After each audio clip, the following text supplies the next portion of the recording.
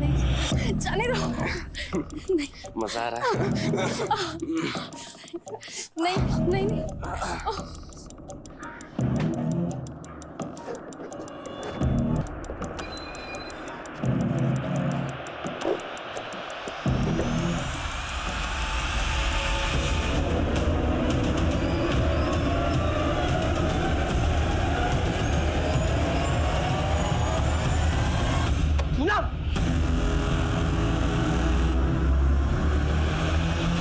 Sir, ये नवीन तो बहुत ही कमीना इंसान है। न इसे अपनी दोनों बीवियों के मरने का दुख है, न अपने किए का पछतावा, और न दोनों बच्चों की फिक्र। सर, निहायत ही मतलबी आदमी है, सिर्फ अपने बारे में सोचता है। हाँ, लेकिन हमारे पास इसके खिलाफ कोई ठोस सबूत नहीं है। बिना सबूत के उसे ज़्यादा वक्त तक यहाँ नहीं रख सकते। सर, लेकिन हम उसे सर मोनिका की कॉल डिटेल्स। सर, मरने से एक दिन पहले मोनिका की अजमेर के एक बैंकर से बात हुई, और सर उसने एक कैब ड्राइवर योगेंद्र को भी कॉल किया था। मेरी योगेंद्र से बात हुई है सर, उसने कंफर्म किया है कि वो मोनिका को अजमेर एक बैंक में लेकर गया था, और उसके बाद उसने यहाँ जयपुर लाकर उसे छोड़ दिया था। मोनिका वाज बैंकर, तो हो सकता है अजमेर अपने किसी बैंक के काम से गई हो। नहीं सर, यही तो इंटरेस्टिंग बात है सर। वहाँ वो अपने बैंक की ब्रांच में नहीं गई थी, किसी और ही बैंक में गई थी। मोनिका ने आखिरी कॉल किसे किया था? सर, ज्योति को। मोनिका की बहन है सर, जयपुर में ही रहती है। हिम्मत कैसे हो गई तारी? हिम्मत कैसे हो गई तारी?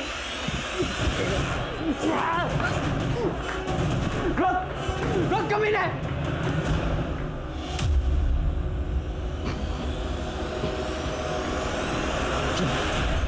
माफ कर दीजिए, गलती हो गई। क्यों किया तुमने ऐसा? तुझे पता है मैं तुझे कितना प्यार करता हूं।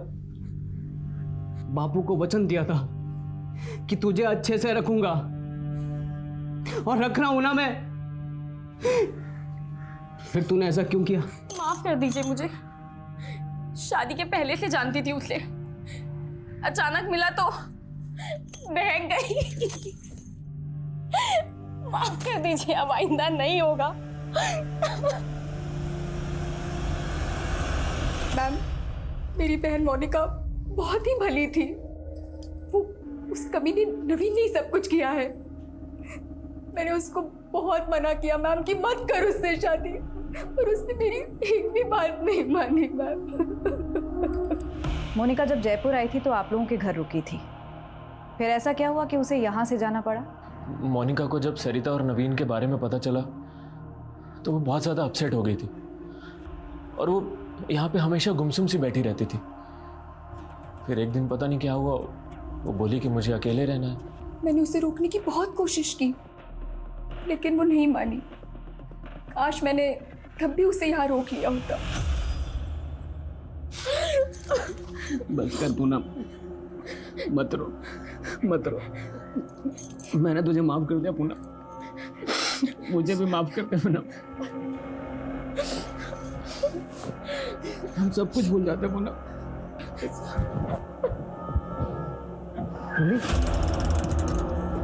सर, यही यस सर, मोनिका श्रीवास्तव आई थी यहाँ कुछ दिन पहले, लेकिन अपना लॉकर यूज करने आई थी सर। लॉकर में ऐसा खास क्या था? और खास था भी तो उसने अपने बैंक के लॉकर में क्यों नहीं रखा? Sir, need to check the locker. Sir, उसके लिए हायर अथॉरिटी से परमिशन लेनी पड़ेगी। ऑफ कोर्स, मैं आपके प्रोसीजर से वाकिफ़ हूँ। Thank you very much. मैं जल्द से जल्द परमिशन निकलवा के आता हूँ। Thank you so much.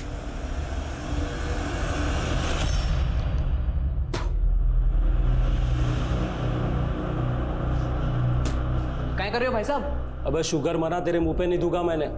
सो जा कंबल ओढ़कर। तो गुंडा कर दिए, साहब जी ने जाके बोल दूंगा मैं। अबे गुंडा बोला मेरे को?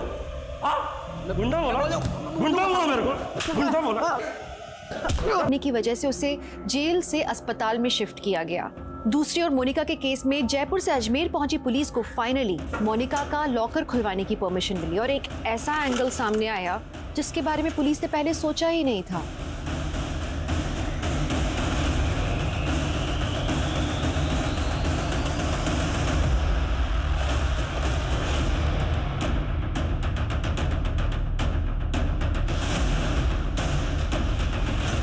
क्या मोनिका एक विसल ब्लोअर थी? जी सर, मोनिका अपने बैंक में हो रहे एक स्कैम को एक्सपोज करने के लिए एविडेंस इकट्ठा कर रही थी। लगभग 1500 करोड़ के लोन्स नकली डॉक्यूमेंट्स पर अप्रूव हुए। पिछले 15 साल से सिर्फ छोटे छोटे अमाउंट का ये स्कैम हो रहा था, इसलिए लोगों की नज़र में नहीं आ रहा था। तो क्या मोनिका और सरिता के केसेस को आपस में कनेक्ट करके हम कोई गलती कर रहे हैं? क्योंकि मुमकिन है मोनिका के कत्ल के पीछे इस स्कैम में से कोई हो। सर, मोनिका को जिसने मारा वो उसे अच्छे से जानता था। मोनिका अपने बैंक में फ्रॉड कर रहे लोगों के साथ इतनी आसानी से नहीं जाती। करेक्ट, लेकिन अब हमें आईडी से कांटेक्ट करना होगा और ये सारा डाटा उन्हें हैंड ओवर करना होगा। Let them investigate.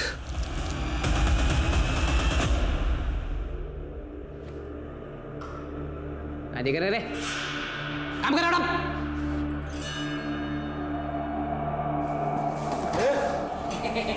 चल साहब मच्छर गड़ा, मच्छर मच्छर मच्छर मच्छर काट रहे हैं, मच्छर नीचे। माफ कर दो साहब। वो पूनम, सब पूनम पूनम पूनम पूनम पूनम हमारी बीवी है साहब, हमारी बीवी है। इस स्कैम को एक्सपोज करने के लिए मोनिका ने अपनी जान खतरे में डाल दी। नाउ इट्स योर रिस्पॉन्सिबिलिटी कि मोनिका ने जो मिशन अधूरा छोड़ा उसे आप अंजाम तक पहुंचाएं। डोंट वरी आदिल, हम इस केस के तहत तक जाएंगे और इस केस में शामिल जितने भी लोग हैं उन सबको सजा दिलवाएंगे। और ये सरकारी बैंक्स किसी रॉयल बिजनेसमैन की पर्सनल जागीर नहीं है। Justice will be done. Good luck. Thank you. आप लोग मुझे घर लेके जा रहे हो क्या? हाँ, घर लेके जा रहे हैं। मारो बस थोड़ा दिमाग खराब हो गया, बाकी मैं सब कुछ ठीक है मेरा। हमारी बीवी है ना पूनम, उसकी कसम। मैंने घर लेके जा रहे हो।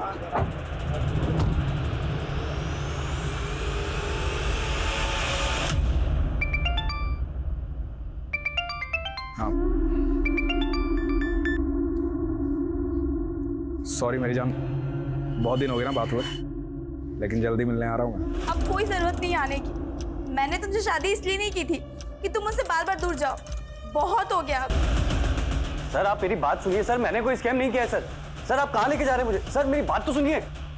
अरे ज्योति, हाँ, अरे डील हो गई है फाइनल। कल पैसा मिल जाएगा हमें एडवांस। अच्छा। हाँ सर अशोक नाम का एक कांस्टेबल है जो उसे यहाँ पोस्टिंग होकर आया है। सर उसने एक मर्डर केस के बारे में बताया।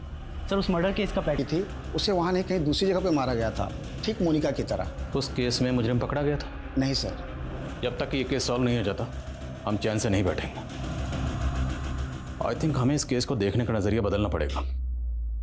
शायद ये किसी सीरियल किलर का काम है जो अलग अलग औरतों को मारता है लेकिन एक सेम पैटर्न से। पिछले 10 साल में राजस्थान में जितनी भी औरतों का कत्ल सेम पैटर्न से हुआ है वो सारे केसेस खंगालो। Okay sir.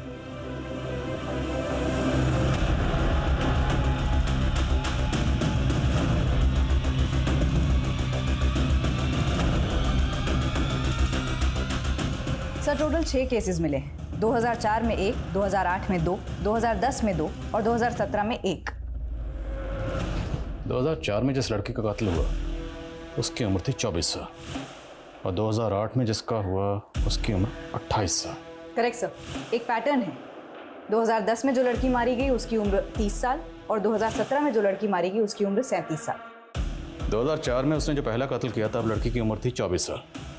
अगर हम ये मान लें सपोज कि उस वक्त उसकी उम्र भी 24 साल रही होगी तो 2008 में उसकी उम्र हुई 28 साल और सर अब तो उसकी उम्र लगभग 40 साल होगी। सर अगर मोनिका से जुड़े हुए केस में लोगों को देखें तो उसके जीजा कैलाश और पति नवीन दोनों लगभग 40 के आसपास थे। पता लगाओ क्या नवीन और कैलाश का क्राइम सीन से कोई कनेक्शन है? आई थिंक अब हमारा तीर निशाने पर लगने ही वाला है।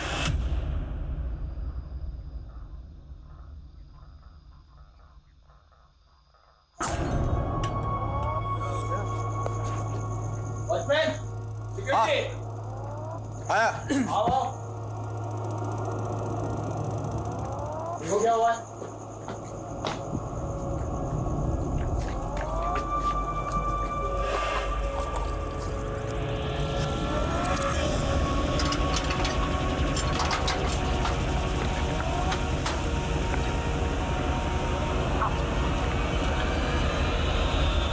सर खबरियों से पता चला मोनिका और ज्योति के पास एक पुश्तैनी जमीन थी जो अब ज्योति और कैलाश मिलकर बेच रहे हैं। बहन का गुजरे अभी एक हफ्ता भी नहीं हुआ और ये ज़मीन बेचने की तैयारी में। बुला दो ना मेरी बीवी को। सर देखिए अब वो ज़मीन ज्योति की है और अगर हमें उसकी अच्छी डील मिल रही है तो उसको बेचने में दिक्कत क्या है सर? जब तक केस का फैसला नहीं आ जाता आप वो ज़मीन नहीं बेच सकते। और क्या पता मोनिका का कत्ल उस ज़मीन की वजह से ही हुआ। आप कहना क्या चाहते हैं? आपको लगता है कि हमने मोनिका को मारा है? क्या पता। सर हमारा उसमें क्या फायदा? सबसे ज़्यादा फायदा तो आपका ही हुआ। पहले आप आधी ज़मीन की मालकिन थी, अभी आप पूरी ज़मीन की मालकिन यार हो। ये सब क्या कह रहे हैं? हाँ एक मिनट तुम शांत रहो, मैं बात कर रहा हूँ। सर अगर आपको ऐसा लगता है तो आप लोगों के पास सबूत क्या है? सुरेखा, एक आदमी लगाओ इनके पीछे, बोलो इनकी हर हरकत पे नजर रखें। Excuse me sir. सर 3 और मर्डर केसेस का पता चला है सर। सेम पैटर्न है, एक 2006 में हुआ था, एक 2014 में और एक 2018 में। 2006 में जिस विक्टिम का कत्ल हुआ उसकी उम्र थी 26 और 2014 में जिसका कत्ल हुआ उसकी उम्र थी 34 और 2018 में जिसका कत्ल हुआ उसकी उम्र थी 38। और सर 2006 में जिस लड़की का मर्डर हुआ था उसके मर्डर के जुर्म में एक योगेंद्र नाम के आदमी को अरेस्ट किया गया था। सर उसकी मानसिक हालत ठीक नहीं थी, उसे मेंटल असाइलम भेज दिया गया। वहाँ से वो कुछ के साथ फरार हो गया। सर आज तक पकड़ा नहीं गया। तो उस योगेंद्र की जेल अथॉरिटीज़ के पास कोई फोटो वगैरह तो होगी? जी सर। सर ये अगर इसे मेंटल असाइलम भेजा गया तो जाहिर है इसके साइकोलॉजिकल टेस्ट भी होंगे। सर ये भी हो सकता है कि कोई इस योगेंद्र का पैटर्न कॉपी कर रहा हो। ये भी हो सकता है, लेकिन अब यहाँ तक पहुँचे तो एक चांस तो लेकर देखते हैं। पता करो कि इस योगेंद्र का विक्टिम से क्या कनेक्शन है। और इसकी तस्वीर तकरीबन 14-15 साल पुरानी है, तो योगेंद्र आज कैसा दिखता होगा। सालों पुराने केसेस खंगाले जाने लगे, पुराने कैदियों से पूछताछ हुई, पुलिस की खोज का दायरा बहुत ज्यादा बढ़ चुका था। ये घास के ढेर में सुई ढूंढने जैसा था, लेकिन पुलिस डटी रही और उन्हें एक सुराग मिला। ये देखिए सर, इस वीडियो में मोनिका गाड़ी में जाती हुई दिख रही है। थोड़ा जूम करने पर गाड़ी का नंबर प्लेट और ड्राइवर का चेहरा साफ दिख रहा है। थोड़ा जूम कर।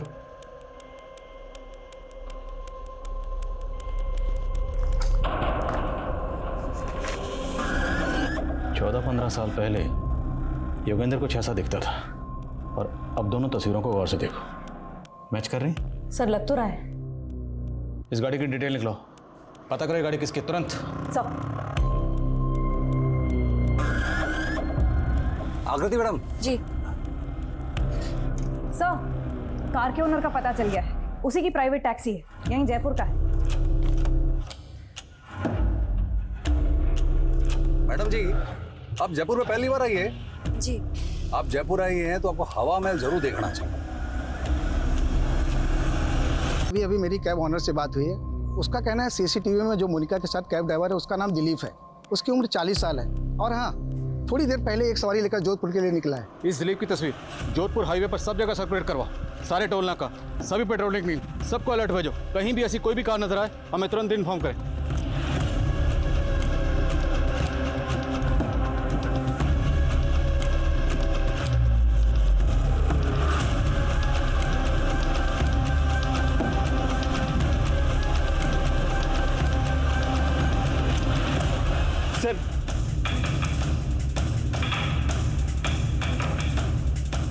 सर गाड़ी ने अभी अभी जोधपुर हाईवे से लेफ्ट टर्न लिया है। नजर रखो उस पे और फॉलो करते रहो उसे। Okay sir.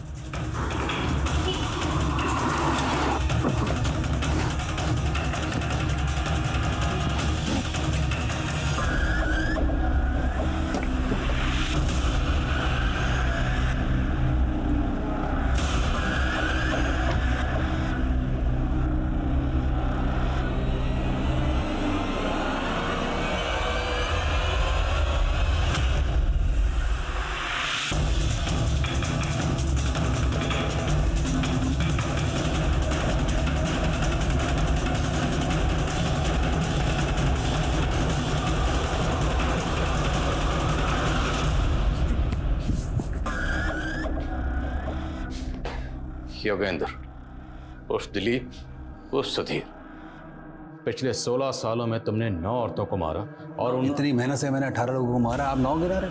अगर मैंने 9 को मारा तो बाकी क्या 9 आपने मारे। ये सबसे पहले शुरू हुआ है मेरी जो बीवी थी ना पूनम। पूनम ने मारे को धोखा दिया, मेरा बदला कहाँ पूरा हुआ था। ये सारी औरतें ऐसी हैं। इसलिए मुझे जो जहां मिलती गई मैं। और जेल अथॉरिटीज़ ने तुझे जो मेंटल असाइलम भेजा था वो? सब मैं जब पकड़ा गया तो ये तरकीब मुझे एक पुराने कैदी ने बताई। सब मैंने भी कमाल किया, ठीक है। काला बोला दीवार बोले।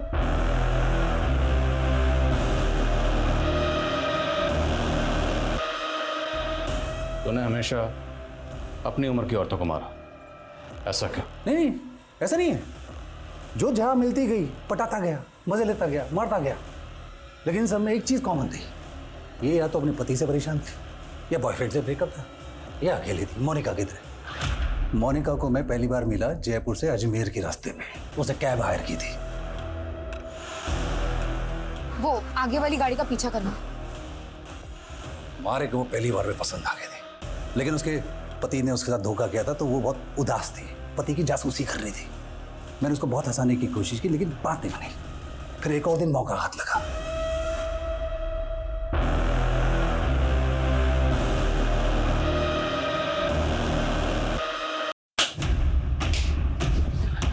जेल अथॉरिटीज ने सही किया था जो तुझे मेंटल असाइलम भेजा, क्योंकि तेरी असली जगह वहीं है। सुधीर अभी पुलिस की हिरासत में और जल्दी ही उसके खिलाफ कोर्ट में चार्जशीट फाइल की जाएगी। साइकोलॉजिकल मैपिंग की मदद से पुलिस इस अजम्पशन पे पहुंची कि मोनिका जैसी समझदार लड़की उस सुधीर के झांसे में आई कैसे। इसका एक कारण ये हो सकता है कि मोनिका मानसिक रूप से डिस्टर्ब थी। उसने अपने पति और बहन से धोखा खाया था और इसी नाजुक हालत में वो सुधीर की बातों में आ गई। और सुधीर, उसको अपने किए का जरा भी पछतावा नहीं, औरत जात से ले रहा था। एक बेसिर पैर की बात सुधीर के मन में घर कर गई, उसका जुनून बन गई, उसे जुर्म की ओर ले गई, जिसका खामियाजा 18 मासूम औरतों को भुगतना पड़ा। आप जानते हैं हमारे देश में मानसिक स्वास्थ्य पर खास ध्यान नहीं दिया जाता है। जरूरी है कि पीड़ितों को, यहाँ तक कि मुजरिमों को भी वक्त रहते नियमित रूप से मनोचिकित्सकों की सलाह दी जाए, तो आप स्वस्थ रहें, सुरक्षित रहें। इसी आशा के साथ मैं दिव्यांका त्रिपाठी दहिया अब लेती हूँ आपसे विदा। फिर मिलूंगी एक नए केस के साथ। तब तक देखते रहिए क्राइम पेट्रोल सतर्क, विमेन अगेंस्ट क्राइम, एक औरत परिवार, अब हर औरत का भार। जय हिंद। मैं दिव्यांका त्रिपाठी दहिया क्राइम पेट्रोल सतर्क, विमेन अगेंस्ट क्राइम की श्रृंखला में आपका स्वागत करती हूँ। जिंदगी में अगले पल में क्या हो कोई नहीं जानता, लेकिन फिर भी हम हमेशा आने वाले पल के लिए फ्यूचर प्लान्स बनाते हैं, गोल सेट करते हैं, तैयारियों में लगे रहते हैं। लेकिन जिंदगी हमेशा चौंकाती है, कभी उम्मीद से ज्यादा दे देती है तो कभी उम्मीद से ज्यादा छीन लेती है।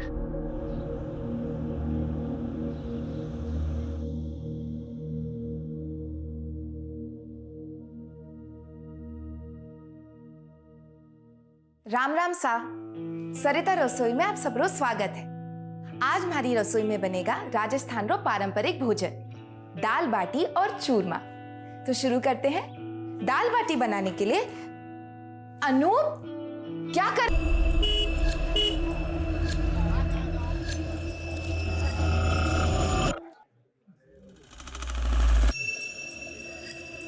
अरे हमको कुछ नहीं सुनना। जब तक हमारी बात बैंक के मैनेजर प्रीतम से नहीं होती तब तक हम यहाँ से नहीं जाएंगे। क्यों भाइयों? नहीं जाएंगे, नहीं जाएंगे। बुला के लेके आओ, नहीं जाएंगे। बाहर भी इतनी भीड़ जमा है, क्या चाहिए इन लोगों को?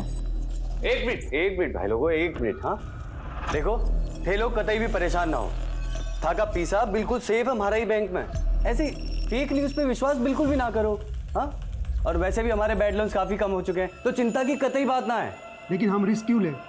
हम रिस्क नहीं ले सकते। हमारी पूरी जिंदगी की जमा पूंजी इस बैंक में है। हमको हमारा अकाउंट खाली करना है। आप क्यों भाई करना है? सुनिए मेरी बात। मेरी बात सुनिए आप।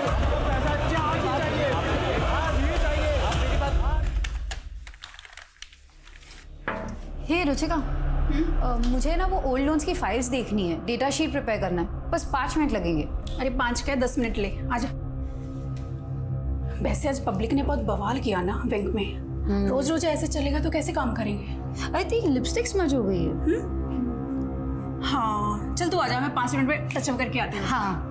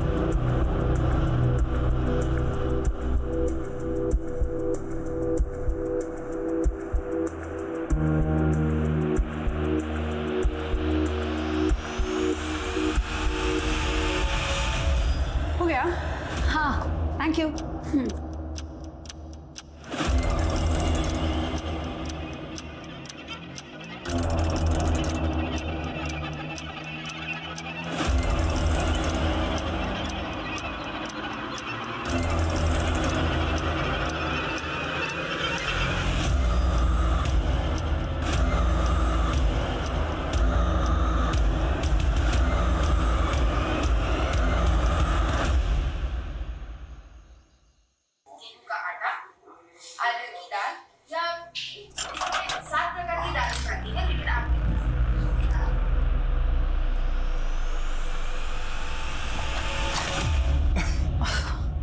डरा दिया तुमने। तुम तो कल आने वाले थे ना। ठीक है, चला जाता हूँ, कल आता हूँ। अच्छा मिस्टर पतिदेव, मैं दिन गिनती हूँ तुम्हारे आने का, तुम चले जा रहे हो। मैं भी तुम्हें बहुत मिस कर रहा था। बाय द वे, मैंने तुम्हारे लिए स्पेशल डिश बनाई है। रियली?